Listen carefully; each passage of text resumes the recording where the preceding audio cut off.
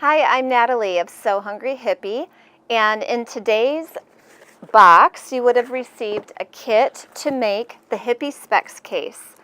I'm going to show you the way that I think is the easiest. As always, there's more than one way to do something. I did my sample with scrap foam because it's what I had available. These two patchwork samples were made with fusible fleece and batting, which is what your kit came with because it's very beginner friendly. Now, if you want to make more and you have scraps of foam laying around, you can totally do what I do in the video here. The way you're going to start is to sew your squares together and create one big fabric piece that then you can cut out with your template. And in case you have never worked with doing any patchwork, I just want to show you really quick how these get sewn together. You can take the pile apart and just kind of do this. This is what I tend to do just so I mix up all the different colors. And then just start sewing them together randomly, however you really prefer. Usually I don't sew like two of the same color and tone together like that. I like it to be broken up a bit. So I'm going to take, ooh, I like those flowers a lot. I'm going to take that one and let's do this one together. And we'll go over to the sewing machine. And you can pin them if you want to, but I just put them down on the bed and it holds pretty nicely. I am using a 2.5 stitch length and my Gutermann thread. Now I'm going to go and grab two more squares. I'm just going to keep them here by my machine. And I know that we're going 4 across, so I'm going to do a bunch of twosies, which then we're going to turn into rows of foursies. And I don't use ones like this in my patchwork. It's just personal preference, but I feel like it tends to get lost when it's too bare. To each their own. Let me get a blue one here. Let's put it with an orange.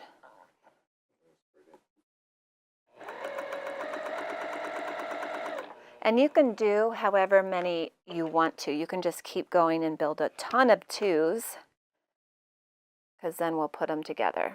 We need 4 rows of 4. And I'm using a 1/4 inch seam allowance.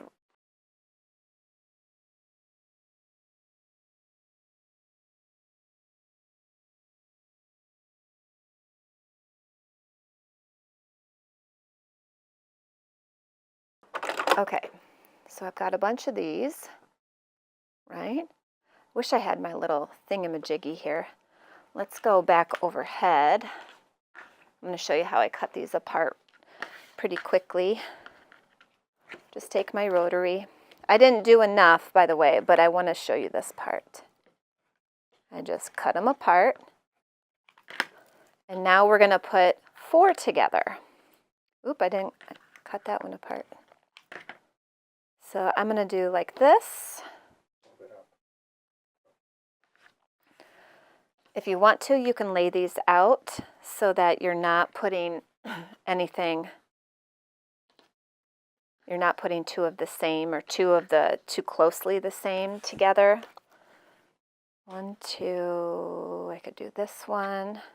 Oh, look, I just need 1 more row. Only I'm not going to put these together because I don't want 2 the same in here. Let's see. I'm going to put together this one, I think. Those 2. And then I'll put together, I don't have any of this one.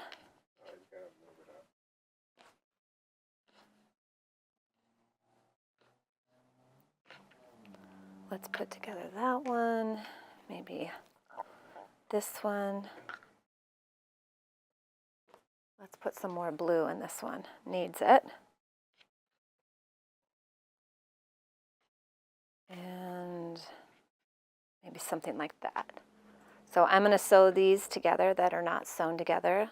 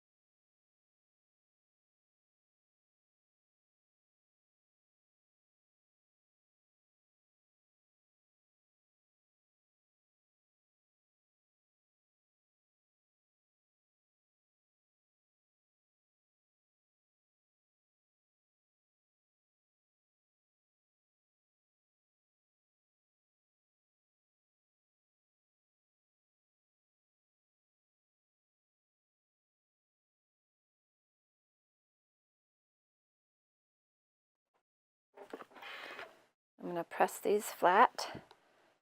I like to make my seams go one way and then the next row goes the other way rather than pressing open. It's just the way I like to do it. I feel like it makes this seam a little stronger. If you want to press them open, you absolutely can. There's more than one way to do something.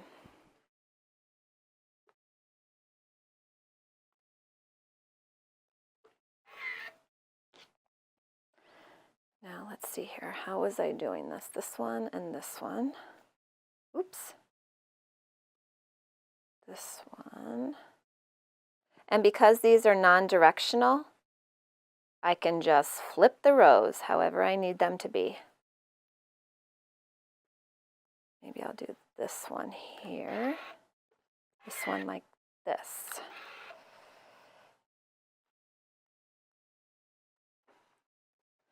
And this is high heat. And then this one I'm going to do like this. Perfect. So now they're laid out how I want them to be. And I'm just going to flip row 1 down to row 2. And I'm nesting the seams. So let's go overhead. The seams, the bottom row, the seams are going this way. The top row, the seams are going this way.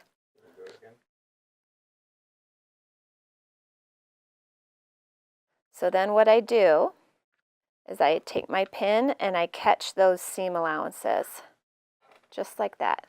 If you've done my patchwork quilt pattern or my patchwork pillow pattern, I show you this exact technique. I do this all the time for patchwork because I want my patchwork to look good to me. There. Now what we're going to do is sew right across that top at 1/4 inch seam allowance. Let's go to the machine.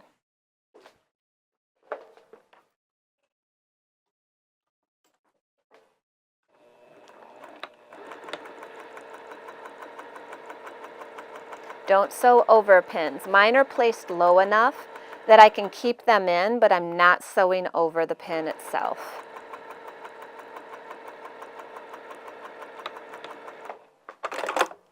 There it is. Now I'm going to take it back to the ironing board. I'm going to take out the pins first, and we will press this row. I press it first like this, and then I press it up with my fingers. Okay. And there it is. So now let's repeat that with this side. If you want to give this a press before you sew, you can, just to make sure your seams are like that. Sometimes I don't even put a pin in here, but let's do it. So the bottom row is going to the right, the top row, the seam is going to the left. And I'm putting my pins in here to hold it in place so that nothing moves while I'm sewing.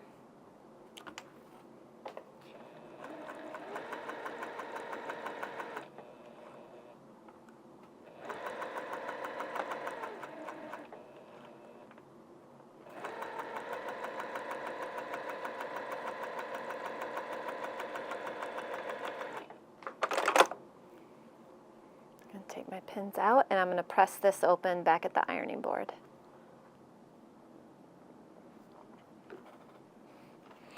And flip it up. Finger press. Press with the iron. And I am using high heat. Now I am.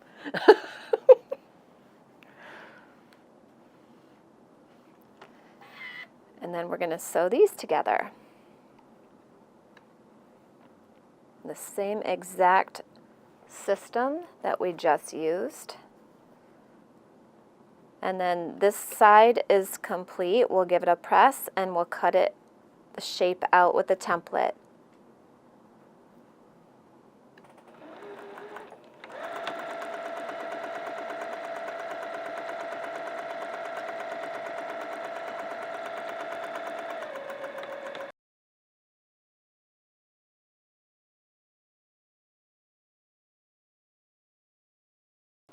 Okay, so here's your patchwork, and you're just going to lay your template shape on top. See how that bottom edge, I can line it up on that bottom edge and I don't have to do a cut there. That is super ideal. Now you want to take probably your 28 millimeter rotary cutter because it's smaller and it can get around the curves more easily.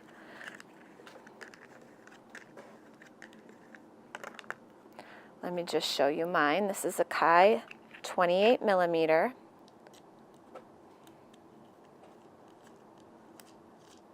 Just changed my blade. See how much smaller it is than my 60? So I can still cut this with my 60, but the 28 is a better choice. I have this little spinny board, and then I can move this to suit me best when I'm cutting. If you need one of these spinny boards, let me know and we can get them in. We can order them for you. They're very convenient.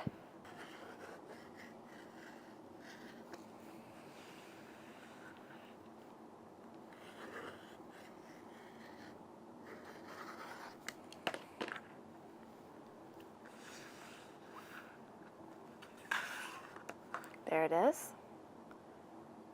Now I'm going to show you how to fuse your fusible fleece.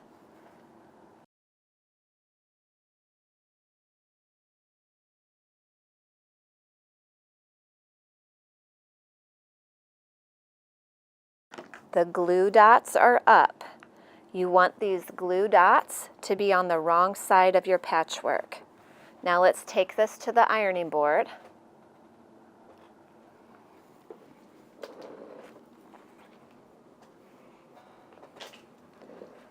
And I'm going to slide it off here.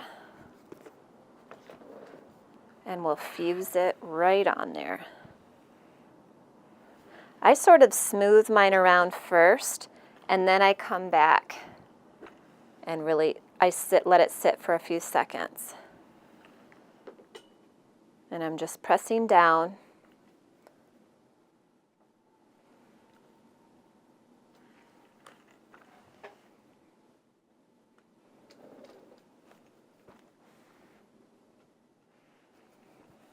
And it's fused. Now, this is not probably going to be enough padding for you, and that's why we are suggesting that you take some leftover quilt batting and place it right here. Oh, I should have brought that, darn it.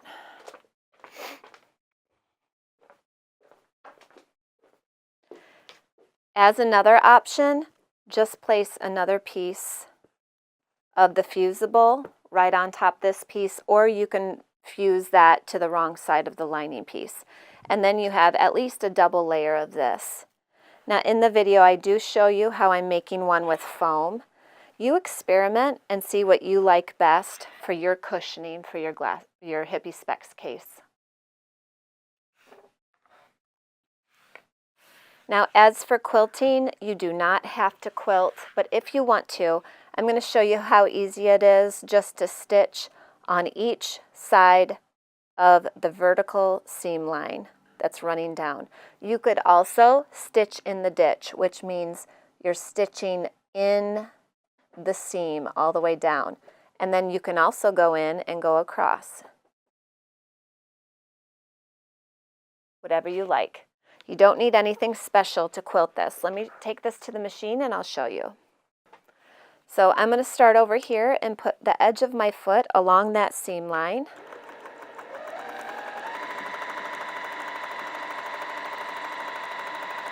I'm not pushing or pulling. I like to take it out, and now this side of the foot is against the seam line, and I'm quilting in the same direction. As you get more advanced, it might be okay for you to switch and turn and all of that, but as a beginner, just take out the piece and go in the same direction each time. That way you won't get any wonkiness.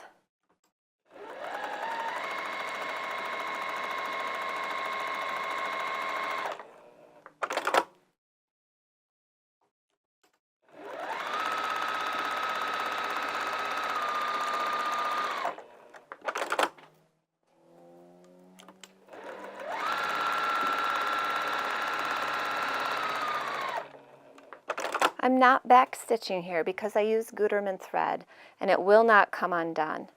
If you're using a thread that is very slippery, such as Glide, you will want to back stitch here every time you start sewing and every time you finish.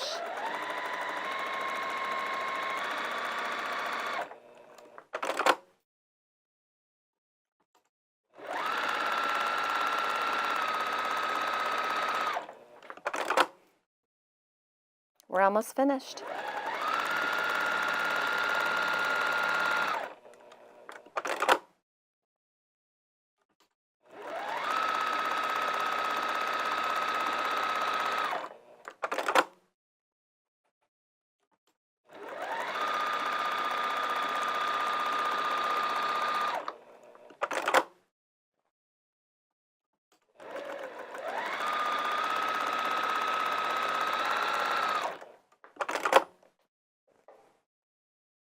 And there you are.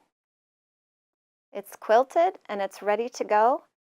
You'll just treat this as a piece of fabric. So let me lay down my fabric here.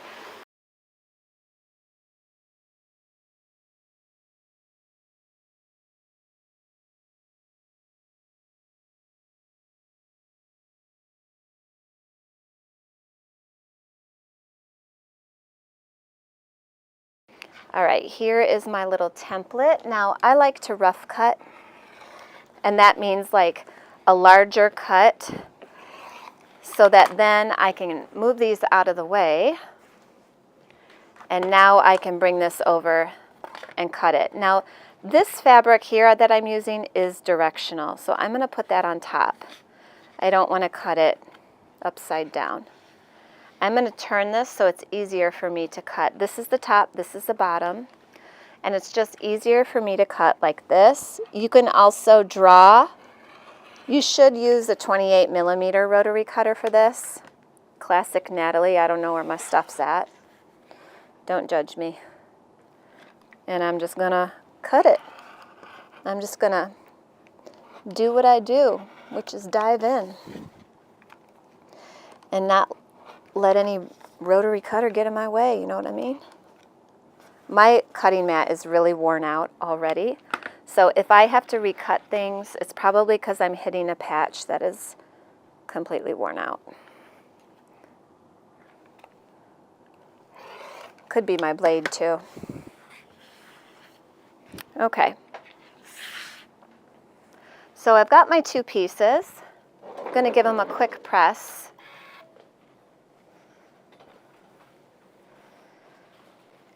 Now you can do one layer of fusible fleece, you can do multiple layers, you could do fleece and foam if you wanted to. It really just depends on whatever your machine can handle.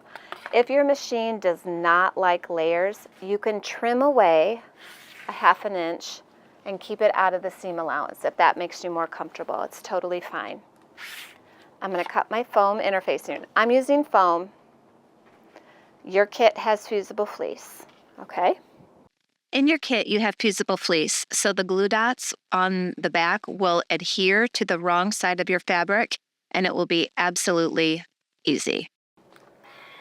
I like to press it. Whenever I'm using foam, I like to press the fabric to it.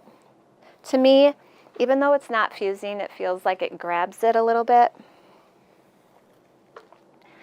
And now, because I'm using foam, I'm going to go around at 1/8 inch with a baste stitch, which is a really long stitch, and baste it to the foam. Again, with the fusible fleece, you're going to be fused, you're golden. You don't have to worry about this. But you know, maybe you want to make 5 or 6 or 10 more cases. And this is how you do it.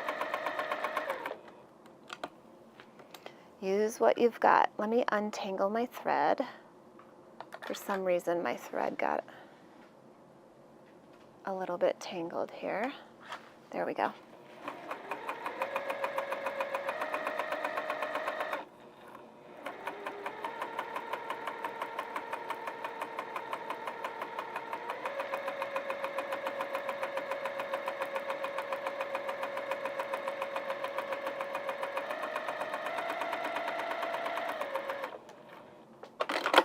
going to turn my stitch back down.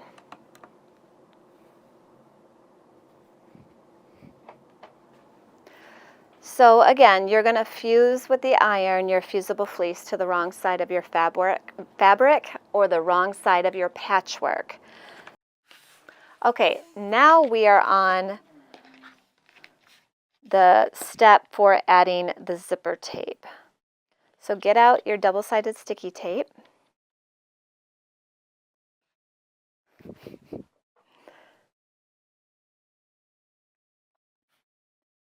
And we're going to add it here, all along this edge. If you don't want to add it to the tape, you could add it to the exterior fabric piece. It's up to you.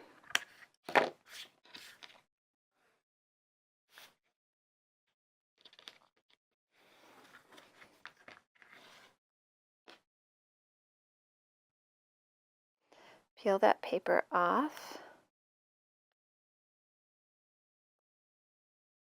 Ugh. Sometimes you have to really press it down.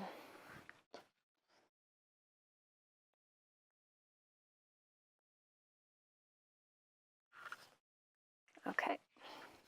Now you want the teeth to face inward. So I'm going to start over here in this bottom corner and bring it all the way up around the case.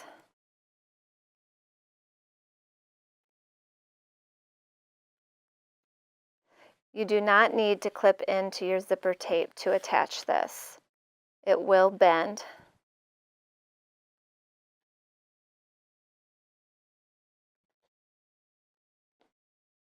Okay, and there should be a little bit of overhang depending on where you started over here.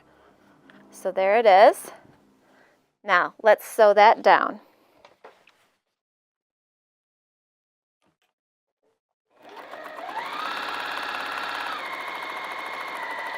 You would hopefully be using your zipper foot.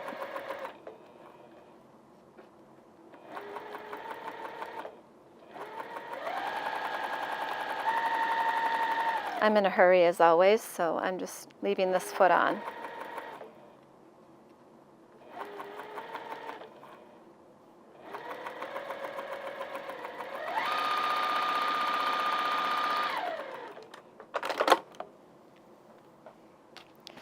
Now we're going to add another layer of double-sided sticky tape to this side of the zipper. You could also add it as an alternate around this edge of the liner, the lining fabric. You don't have to do this with the double-sided sticky tape. You can just use clips. But if this helps you, then use the tools that help.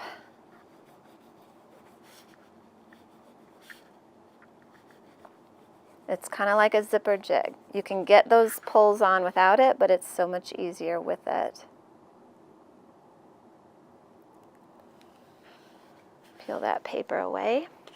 Place your lining fabric right sides together. I like to do a centering crease. And I can see the center here. Right sides together. Match up those outer edges. Make sure that your zipper tape is flattened and away. So you want it flattened like this.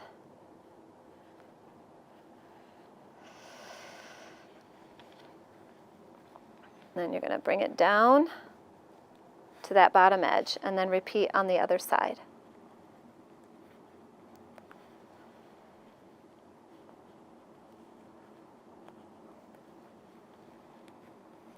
The only place it can get a little hairy is in this curve.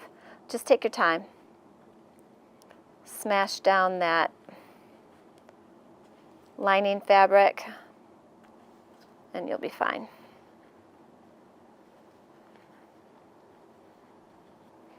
Okay, now we're going to sew all the way around again. If you flip it over, you can see your previous stitching and just sew all the way around it.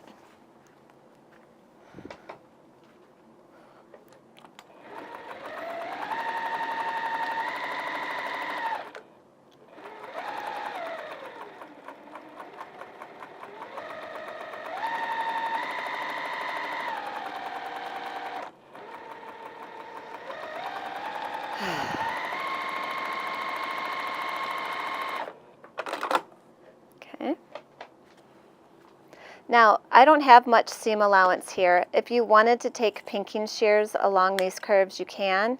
Or you can just make little tiny snips. You don't even have to do this because the curve isn't that intense. I did not snip or do pinking shears along either any of my trial ones, and I was just fine. So let's turn this right sides out.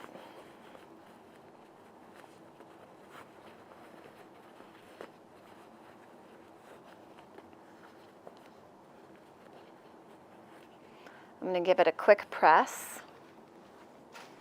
Oh, I thought I was on the overhead camera.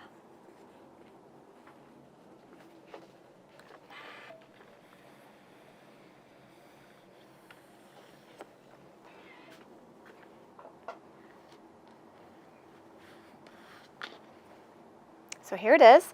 I'm just going to top stitch to hold those layers down. Make sure you're checking it from the lining. See right there, I got it caught. I got to fix that really quick.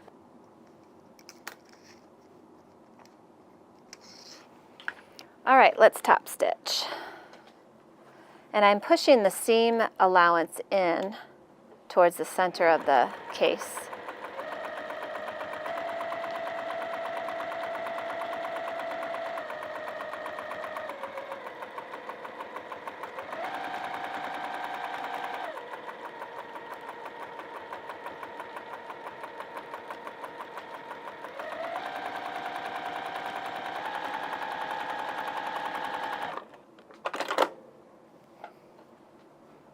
All right, let's put the zipper pull on. I'm going to use this.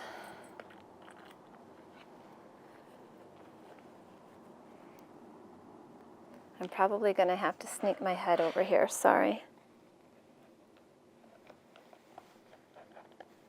There it is.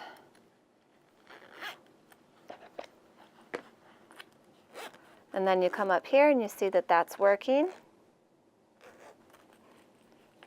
Everything looks good. All right, let's turn this inside out so we can close up the bottom and the seam will be inside the bag and not viewable. So I'm just making sure all my layers are flattened and ready for sewing. Take it over to the sewing machine. Now it's up to you. You can do a zigzag stitch if you want to here. My machine only does a straight stitch, so that's what I do. And then I seal the ends either by using pinking shears or fray check. Now, I only have my straight stitch machine here. If you have a machine that does a zigzag, do a zigzag across there as well. I'm just going to trim mine up. If you have pinking shears, that would be great to go along here. Snip that corner a bit. You can also dab some fray check along the bottom here, or fray block, whichever one you have, and we're done. You're going to turn it right sides out.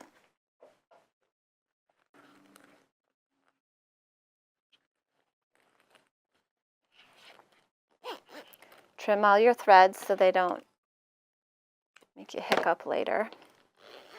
And there it is. Super cute. Let's test our glasses. My hippie specs. Plenty of room. So if you wanted to make it shorter, you could make it shorter as well. But that is a good standard size. Here are some patchwork versions. There they are.